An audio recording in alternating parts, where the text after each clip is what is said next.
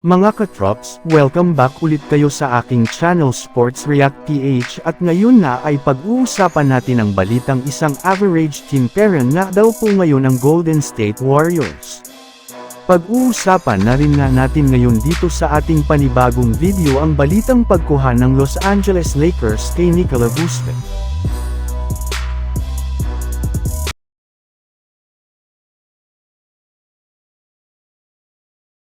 Dahil nga mga idol, sa impressive na panalo ng Golden State Warriors sa kanilang last game laban sa Chicago Bulls ay marami na nga sa mga fans ang nabuhayan muli ng pag-asa na makakapag-compete na sila ng maayos ngayong season.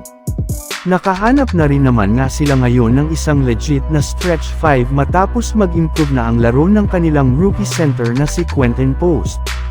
Maging si Stephen Curry nga ay tuwang-tuwa na rin naman dito dahil sa wakas ay mayroon na nga silang bagong center na makakatulong sa kanya pagdating sa scoring. Bukod nga sa shooting nito ay maayos na rin naman nga ang kanyang depensa sa ilalim ng basket, bagay na solusyon sa problema ng GSW ng mga nandaan nilang laban.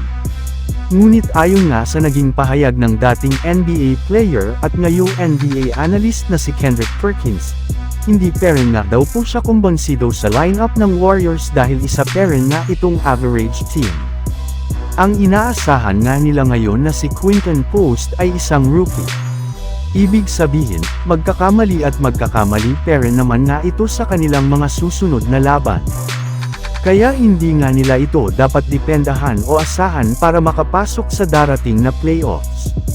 Samantala pumunta naman tayo sa ating sunod na pag-uusapan ngayon sa balitang pagkuha ng Los Angeles Lakers kay Nikola Vucevic.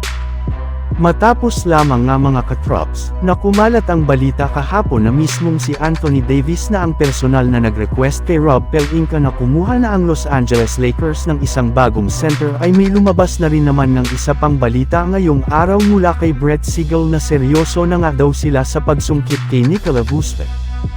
Sa katunayan, tinawagan na nga daw po ng front office ng Lakers ang mismong Chicago Bulls para magkaroon sila ng trade negotiation sa mga susunod na araw.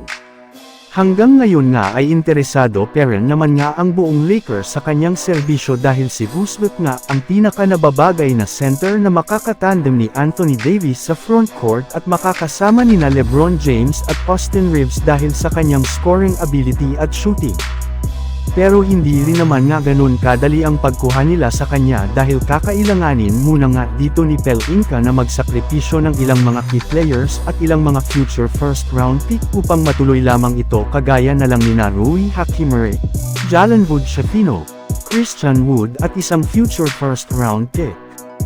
So yun lang nga mga katrops ang handog ko sa inyong storya ngayong araw. Sana nag-enjoy kayo. Please like and subscribe my YouTube channel Sports React PH para sa iba pang storya at update patungkol sa NBA. Kita-kits muli sa ating susunod na video.